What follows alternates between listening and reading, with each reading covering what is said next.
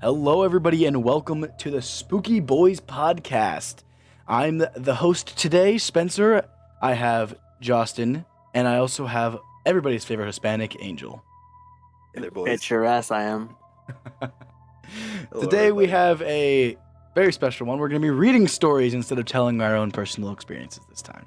So we're going to start it off and let Justin over here read the story about the Smiling Man. Y'all heard that right. Today's story for me is going to be The Smiling Man. There's not a lot of premise that I really want to give to this because I want to keep everybody on their seats. The boys haven't heard this story yet, so relax, get comfy, turn off the lights, and get ready to be spooked. About 5 years ago, I lived downtown, a major city in the US. I've always been a night person, so I would often find myself bored after my roommate, who was decidedly not a night person, went to sleep. To pass the time, I used to go for long walks and spend the time thinking. I spent 4 years like that, walking alone at night, and never once had a reason to feel afraid. I used to joke around with my roommate that even the drug dealers in the city were polite. But all of that changed in just a few minutes of one evening. It was Wednesday, somewhere between 1 and 2 in the morning, and I was walking near a police-patrolled park, quite a ways from my apartment. It was a quiet night, even for a weeknight, with very little traffic and almost no one on foot. The park, as it was most nights, was completely empty. I turned down a short side street in order to loop back to my apartment when I first noticed him. At the far end of the street, on my side, was the silhouette of a man, dancing. It was a strange dance, similar to a waltz, but he finished each box with a odd forward stride. I guess you could say he was dance walking, heading straight towards me. Deciding he was probably drunk, I stepped as close as I could to the road to give him the majority of the sideways as he passed me by. The closer he got, the more I realized how gracefully he was moving. He was very tall and lanky and wore an old suit. He danced closer still, until I could make out his face. His eyes were open and wild, head tilted back slightly, looking off at the sky. His mouth was formed in a painfully wide cartoon of a smile. Between the eyes and the smile, I decided to cross the street before he danced any closer. I took my eyes off of him to cross the empty street. As I reached the other side, I glanced back and stopped dead in my tracks. He had stopped dancing, and he was standing with one foot in the street, perfectly parallel to me.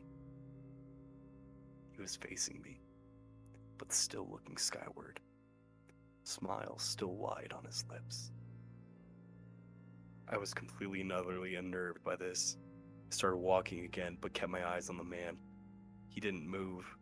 Once I had put half a block between us, I turned away from him for a moment, just to watch the sidewalk in front of me. The street and the sidewalk ahead of me were completely empty. Still unnerved, I looked back to where he had been standing to find him gone. For the briefest moments, I felt relieved, until I noticed him. He had crossed the street, and was now slightly crouched down.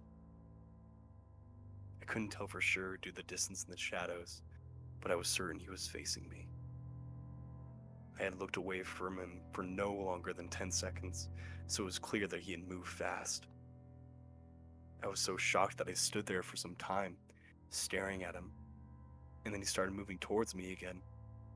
He took giant, exaggerated, tiptoed steps, as if he were a cartoon character sneaking up on someone. Except he was moving very, very quickly. I'd like to say at this point that I ran away or pulled out my pepper spray or my cell phone or anything, but I didn't. I just stood there completely frozen as the smiling man crept towards me. And then he stopped again, about a car length away from me, still smiling his smile, still looking to the sky. When I finally found my voice, I blurted out the first thing that came to mind. What I meant to ask was, "What the fuck do you want?" in an angry, commanding tone. But what came out was a whimper. What the fuck? Regardless of whether or not humans can smell fear, they can certainly hear it.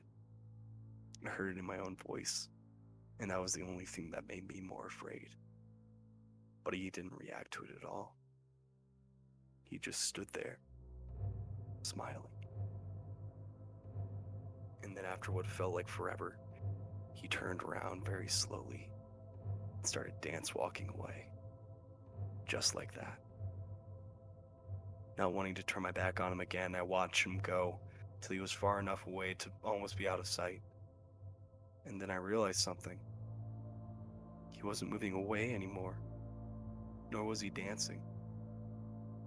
I watched in horror as the distant shape of him grew larger and larger. He was coming back my way, and this time he was running. I ran too. I ran until I was off the side of the road and back onto a better lit road with sparse traffic. Looking behind me then, he was nowhere to be found. The rest of the way home, I kept glancing over my shoulder, always expecting to see his stupid smile, but he was never there. I lived in that city for 6 months after that night, and I never went out for another walk. There was something about his face that had always haunted me. He didn't look drunk. He didn't look high. He looked completely and utterly insane. And that's a very scary sight to see. Ooh. Holy Wow. fuck. Oh my god. That's halfway through that, I was like, okay, well, what? I almost What? left halfway through. Fuck. Yeah, it got me. Well, like in the beginning, he was like, he's dancing. I'm like, okay, that's weird, because he doesn't exactly say. Yeah, he doesn't say what city he lives in. Right. He just said he lives in a major U.S. city. Right. But it's crazy, Like I was thinking, just listening to you read that, it's just like, it's so surreal thinking that you live in a Right. city, like there's gonna be crackheads, there's gonna be druggies, there's gonna be all like the crazy people, but you get past that, you don't really pay attention to it. But then this just thing starts dancing, and you're like, oh, that's fucking weird, And all of a sudden he gets closer, and you see he's deformed in the face. And he's staring at the sky, smile out to his fucking ears pretty much. That's terrifying. Just to see that coming towards you. So much. Right. Yeah, this is a good story. There's something so scary about something so human, because like usually like whenever you're walking down the street, it's really not, a concern, at least here in the US, to be really concerned whenever like somebody passes by you and they're smiling. But not only is it like the middle of the night and there's very few people on the road, but like it's just creepy. There's something so insanely human but insanely disturbing about the story that I love so much. I love like It's this just person. it's eerily like Right. disgustingly scary. Right. It's that eerie, like uneasy feeling of thinking about it, like imagining that face. That's what I was doing when it was happening. I was picturing it, and it's like you see that smile and you see the eyes, and he said he was tall too and lanky, wearing a suit. Tall, Like lanky, yep. When they said that's that, when you. my head went straight to Slenderman. Yeah, that's where I don't went blame too. I went there too, but then I imagined a face on it. Oh god, I didn't, and I then- didn't even picture the face. Yeah, that's the scary part. And talking about that too, thinking about that, I was like, oh my god, this would be terrifying. And Think about to how stay in we that walk city at for night, 6 too. more months, and to stay there for 6 more months after that happens, that is terrifying. That's utterly scary to think A about. lot of times we walk too, in the dark. Yeah, Wow. very true. yeah. Or as a group, it's just disturbing. And then to think, all of a sudden he disappears. Out of nowhere, just gone. And reappears. Even with this, full-on the sprints. other part that scared me is when he just stopped dancing. No more dancing, no more movements, just sit still, Right. staring, smiling, and then sprints at him I love it. I and love it so run. much. There's That's so much. terrifying and creepy and over the top insane. Right. I love It's this just- story so much. This is such Yeah. a great story, in my opinion. What is your takeaway from this, Angel? What do you take out of this? I ain't walking after fucking 8 p.m. anymore. What about you, That was DeBo? What about so- you, Angel? Jesus Christ. I mean, I've always loved this story. I think this story is like one of the most intense. Yeah, you said you've heard this story since you were a kid, right? Yes. It's So the first time I'm hearing of this. I'm glad because I really wanted to.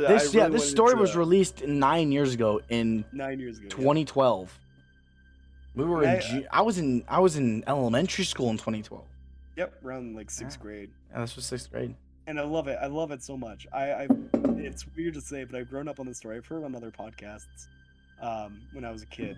I've always grown up with like spooky stuff.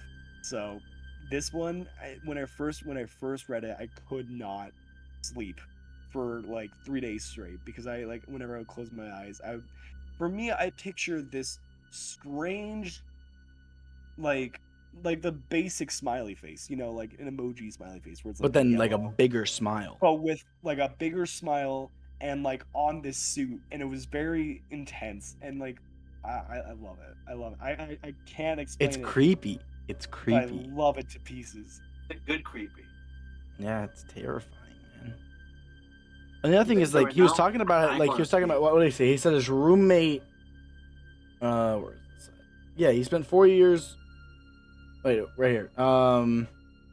He's always been a night person, so he'd often find himself bored after his roommate, who was not a night person, always went to sleep. So, to think, he gets home after this whole thing happens, and his roommate's out cold. Now, who is he going to talk to? Who's he going to tell this to right away? Nope. You know, he's sitting there in the silence like, I can't wake him up. You know, what if your roommate has, you know, work the next morning or whatever, and then you're sitting there like freaking out like, shit, my door's got to be locked, my windows are going to be locked. Like, you're freaking I got out my and stuff, safety right? blanket, you know? I got my shotgun. I'm in a U.S. city, right? You just got your sawed off at the door, just sitting there, sawed off, you know? Like, I'm sorry, Spencer. If you were my roommate, like in this scenario, I would wake you the fuck up, and I would be like, "Hey, buddy, Hey, motherfucker, there's a dude outside.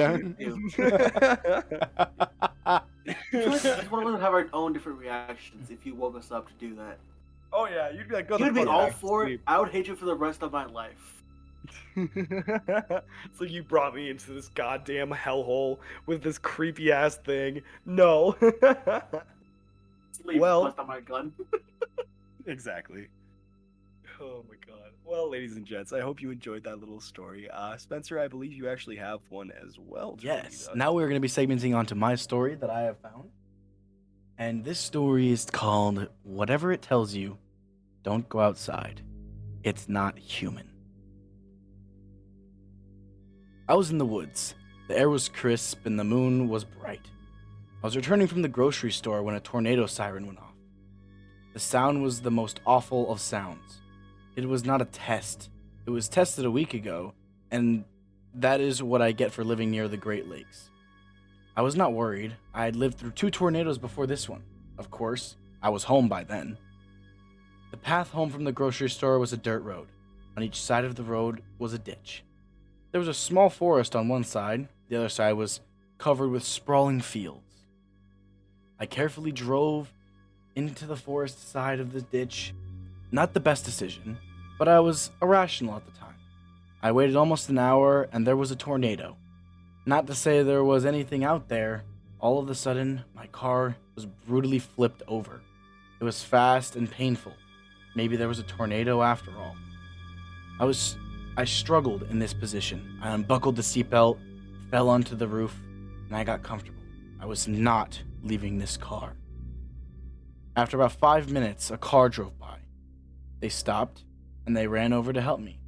A man walked out of the car. He was wearing a bright red shirt, a red hat, and jeans.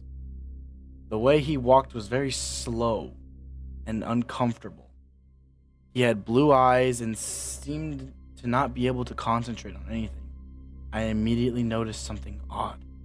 It was a bright day, so I was able to see his shadow really clearly, and it did not match. My family has always believed in the supernatural. I was never allowed to sleep alone. I had always an older sibling in my room. I was never allowed to swim without a little glass of holy water, but most importantly, I was never allowed in the woods. I was told there are things in the woods, bad things. Your classic Wendigo and Skinwalker stories, but also less known things. I was told that there were creatures that would hunt you, make you do bad things. They could shapeshift, like Skinwalkers could, but they did not want to hunt you. They wanted you to hunt yourself. You're easier to eat if you disable yourself. One of the most important things they told me was if the shadow does not match, run. No matter what it is, whether it be a squirrel or my own family, run. I thought I was just being paranoid about this stranger. I never believed my parents' stories. I never believed it until I saw this person. There was something wrong with their smile. It was hungry. Eventually, it reached my window. They asked me to roll down my window. I refused. I felt like I should, but I know that if I do, something very bad would happen, even if this was not supernatural.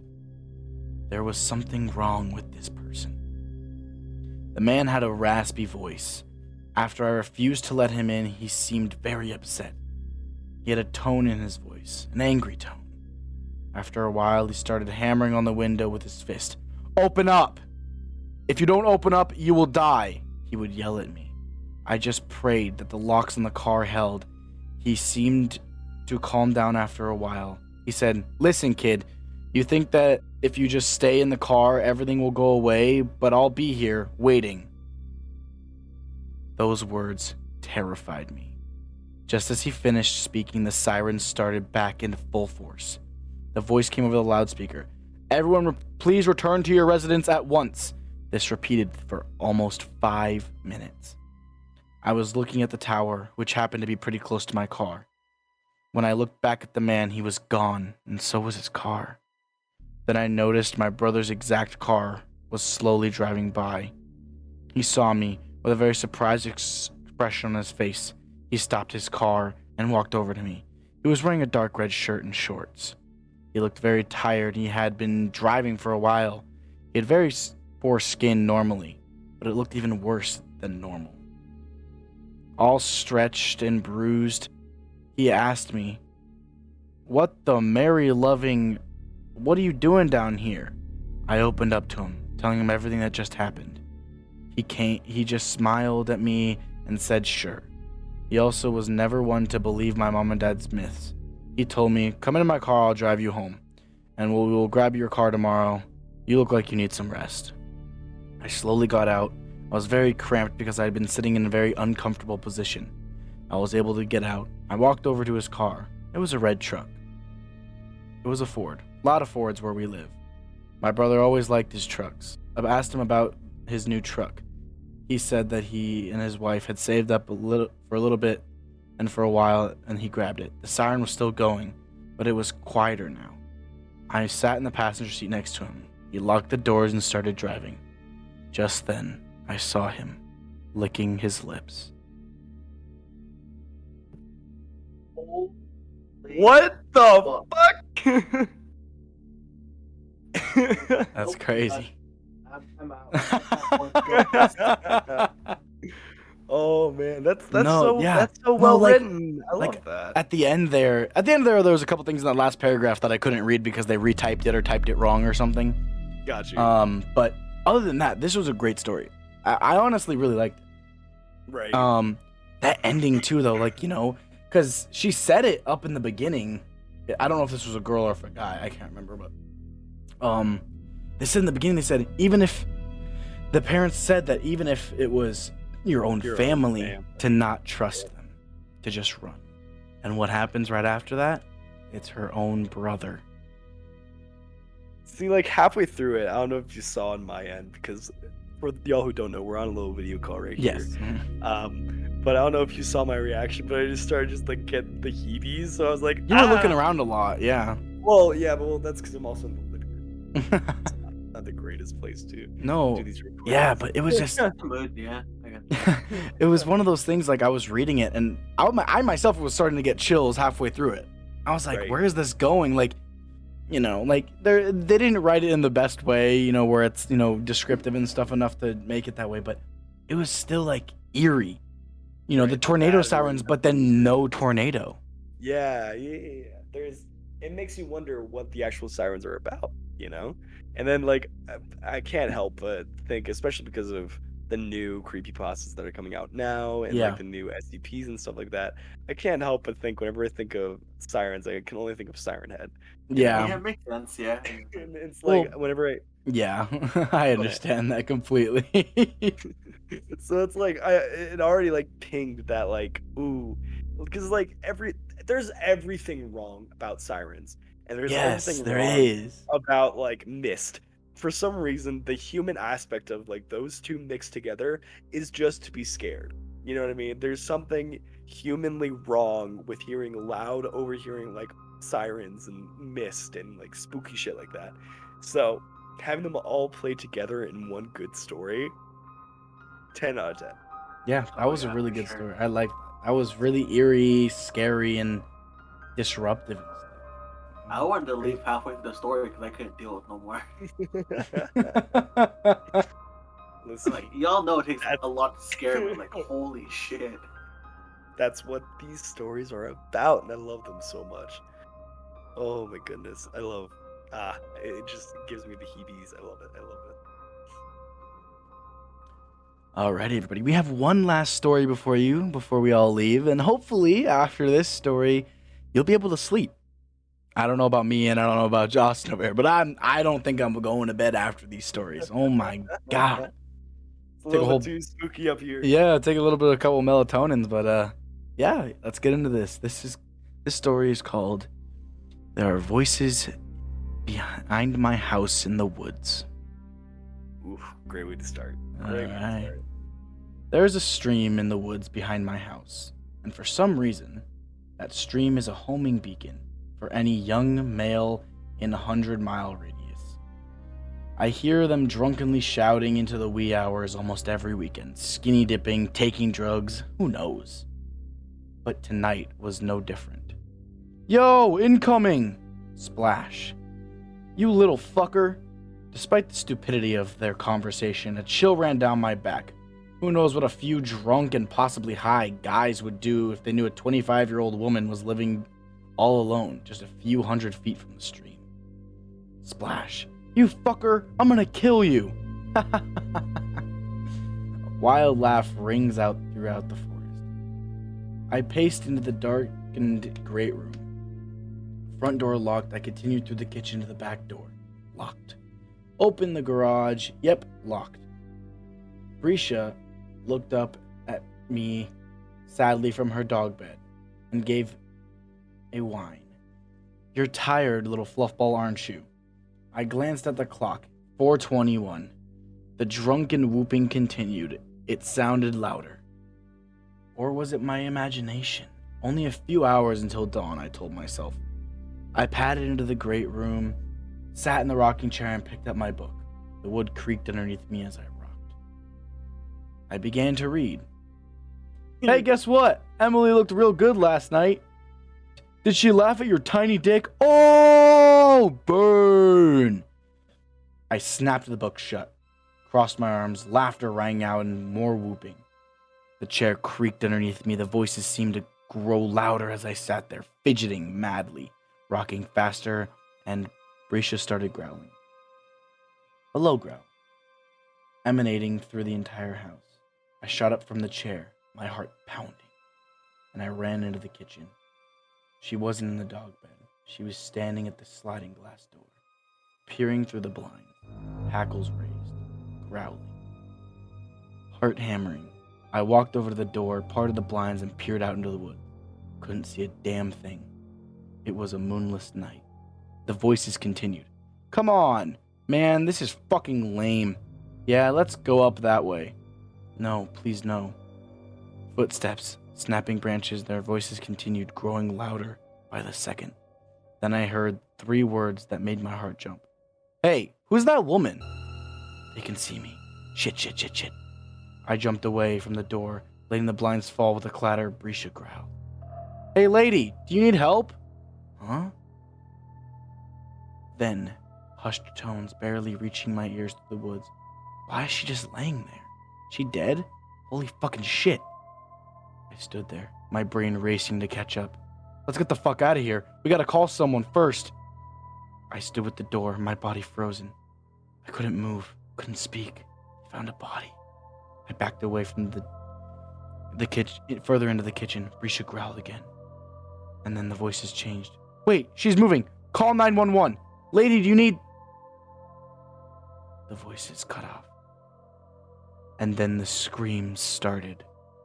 Horrible scream. The heart-wrenching, awful screams of someone in absolute agony. Instinctively, I reached for my phone. My fingers raced over the screen, but the operator picked up. There was silence.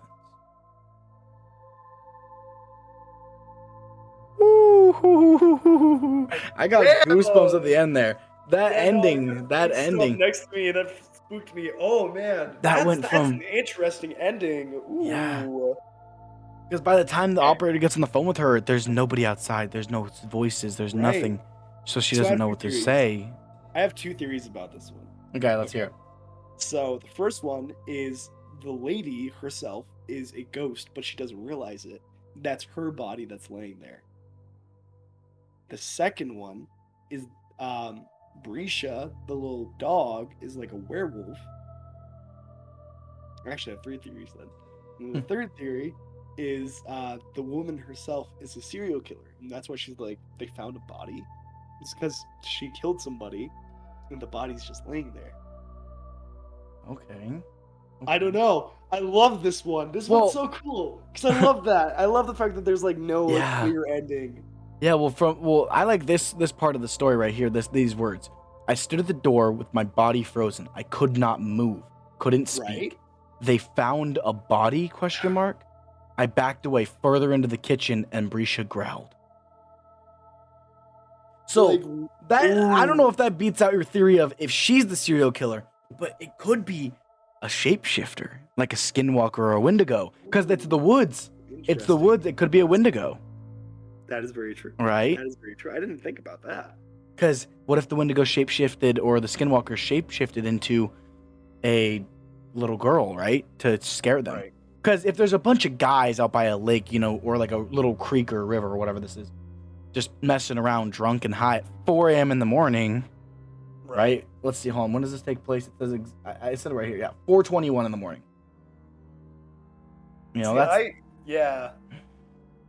When you were reading this one, because I was reading along with you, my brain immediately went to, this woman's a ghost. She's the one that died, and she doesn't realize that she's a dead body. That's why she freezes, because of that exact line where it's like her body stops moving. It's because she stops moving herself. Well, but then the guys outside, well, like, what kills said, the guy? wait a second. No, but then the guys, the voices changed. It says right here, the voices changed. Wait, she's moving. Call 911. Lady, do you need? Probably they're gonna say, do you need help? And then it cuts. No more voices. No more anything. Not even anything. I just can't quiet. explain that. And then screaming. So I can't explain. Like, well, but that, then she says her fingers had raced over the screen as she reached for her phone. But then by the time that she got the operator at 911 to pick up, there was nothing outside but silence. Right. I can't explain it. Crazy. I love it. I love this story. It's scary. It's creepy, man. Oh, it gets your heart going. It gets your brain thinking too, Right. What a great way to end this episode, honestly. Oh my gosh. That's a great way to end it right there. That's 100% a great way to end this episode, and I love it so much. That is probably the best way to end this episode. The only way that we could. Exactly. Well, I hope you can sleep after that, because I don't know if I'll be able to. I'm gonna pop a full bottle of fucking melatonin before I go to bed here, bro. Just to be able to go to sleep, man. Goosebumps on my back, man, everywhere. 100%. Alrighty, well, ladies and gents, and every other form of being, I hope you guys enjoyed this story as well, because I did. I very much enjoyed the 3 stories we read, and I know you enjoyed them. Anyone else with stories of their own, you can submit them. Go ahead, head over to our Discord that we have created with the Spooky Boys podcast. Go ahead and head over there, join the Discord, and we will gladly take your stories, and we'll even let you read them if you want. Come on over, I'll let you on the podcast. Without further ado, I'm Spencer, and this is Justin. Thanks for joining into the podcast, guys. And we'll see y'all in the next one. Stay spooky. Stay spooky, y'all.